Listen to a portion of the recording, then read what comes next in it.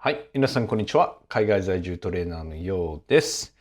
今日はですね、私が実際にやっている分割法について、紹介したいと思います。ちょっと今、動画を撮ってみたんですけど、ちょっと長くなりそうなんで、2部構成にします。なので、前編後編と内容を続けて話しているので、パート1、パート2、両方お楽しみください。まず最初に、僕、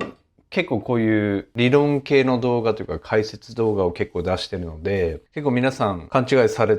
てるんですよ。僕の分割法もすごく理論だった分割法を使ってるんじゃないかって思われがちなんですけど、まあ、理論度外視ですね。全く理論にのっとっては、今分割をやっていません。どういうものかっていうと、基本的にやりたいものをやりたいだけやるっていう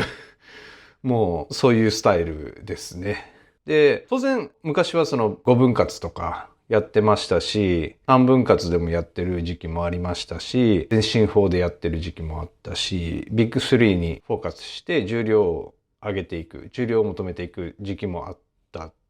いろんなそのトレーニング方法をやってきて、今たどり着いたのは、本当に筋肉痛がない部分は基本的にやりたいものを好きなだけやるっていう感じです。はい。すいません。なんか参考にならないですよね。参考にならないかもしれないんですけど、逆を言うと、そこまで理論とかにこだわって頭でっかちになってトレーニングをしてほしくないっていうので、僕は今日こういう動画を撮らせてもらってます。やっぱり当然理論っていうものがあって、で、それにのっとってやった方が効率的に筋肉がつくっていうふうにやっぱり考えがちというか、ね、皆さん遠回りはしたくないっていう気持ちがあるので、最短で効率よく筋肉をつけるっていうのが、やっぱり皆さんの常にこう考えていることだと思うんですね。だからこうやって YouTube とかいろいろ見て勉強して、何が一番効率的なのか、何が一番正しいのかっていうのを皆さんもこう気になって調べているとは思うんですが、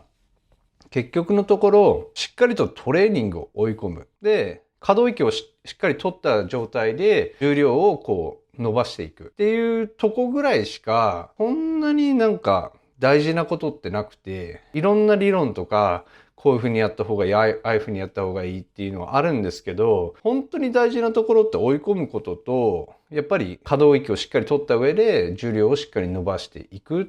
ていうところだけというか、シンプルに考えると、本当にそこがすごく一番大事になってきます。なので、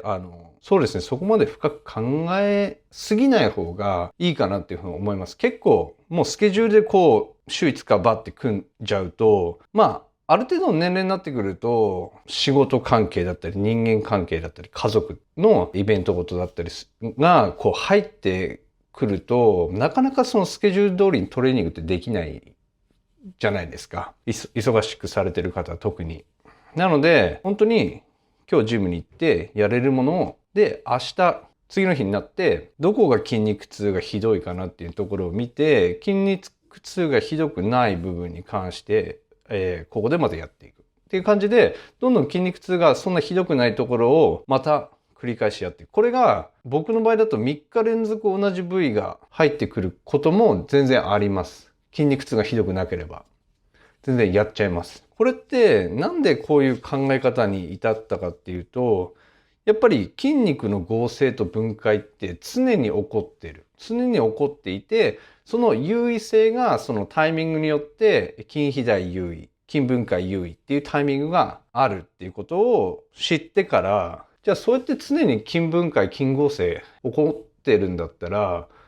なんかそこまで今日足トレやったから何日間は空けなきゃいけないとか、そういうのってあんまり重要じゃないんじゃないかなと思って、最初はすごくやってたんですよ。足だったら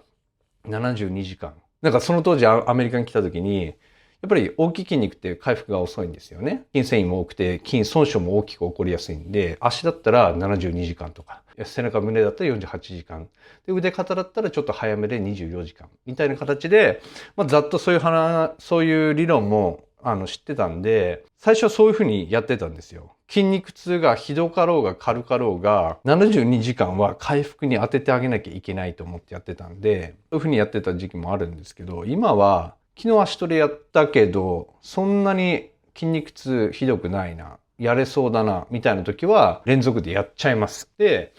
ざっくり言うと、月曜日は、基本的に一番僕の中で体が一番フレッシュな日なんですよ。一番筋肉の状態がいいタイミングなんですね。なんでかというと、土日基本的に僕トレーニング休みになってるので、土日、土曜日、日曜日もしくはどちらかを、アクティブリカバリーの日に使っていて、アクティブリカバリーに関してはこの動画で解説してるのでちょっと確認してみてください。